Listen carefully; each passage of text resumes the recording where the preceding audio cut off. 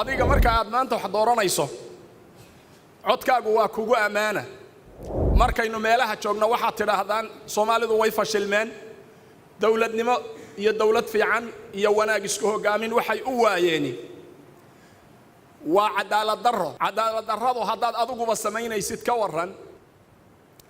ilaahay agti waxba kuuma yaalaan حاوى حسن حسين حسن كيسي عبد الرحمن وجال أحمد محمد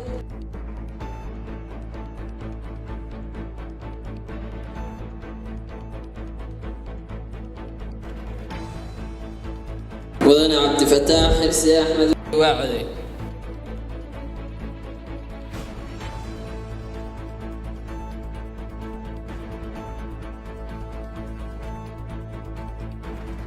mudanayaal iyo marwooyin haddii aad ii doorataan xilka kan culus waxaan la imaan doonaa qorshe maaliyadeed oo saxa kaasoo wax badan fududayn doona heerku hadduu guuro ahliir waa gar sahan la'aan hadduu guurana waa gardarro guri xunna hadduu degana waa galbis hadday jaacadda badda cas baan la hadlayaa guddoomiyaha haddaa ay doorataan waa gar haddaa ay gar martaana waa gardarro waxaan haystaa laba shahaado oo ay bixisay akaademiyadda afar leadership shahaado human development ah iyo shahaado leadership taasna waxay caddaynaysaa inaan aqoon u leeyahay xilkaas kana soo bixi karo intaan xabaal galo oo intaan mutaystay ila Facebook ay soo dhigi doontaane ayaa intaan xabaal galo oo intaan mutaystay oo tacsiidaan ku leeyahay akoonkeeda laga jaro iga daayay maalintaas laakiin maanta ay doortay akhyaarey anoo hoggaanka waxaan bilaabay markaan jiray 5 sano kadib markay hooyaday igu aamintay gurigayga oo aan ka soo qabtay waxyaabo badan oo ka mid ah haddii la ku idmahayo shaqooyinka ardadu ay qabtaan oo aan ka mid ahaa dhiirigeliyaashii ugu aktiifsanaa habraacu wuxuu noqon doonaa warqadda markaan akhrino guddigu ay arkaan waxaa loo gudbin doonaa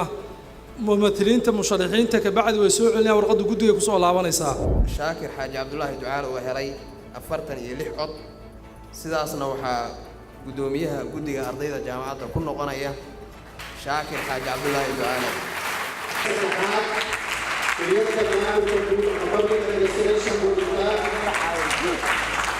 shaakir waa nin ani ila soo shaqeeyay waa nin anigu in badan aan koobgalaha soo ahaa waa nin in badan anigu soo carbiyey markaasaan leeyahay waxaan ogahay khibradaydii iyo tiisii oo isku socoto inuu dadka uga faa'iideyn doono uu dadka hore u sii wadi doono runtii waa wada guulaysanay qof khasaare ma jiro haddana waxaa inoo furan shaqooyinkii aan idin ballan qaaday inaynu si wada jiro u qabanno oo ka horta saarno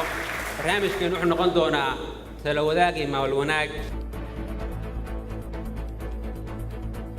leyla cabdullaahi maxamed waxay heshay 60 cod sidaa darteed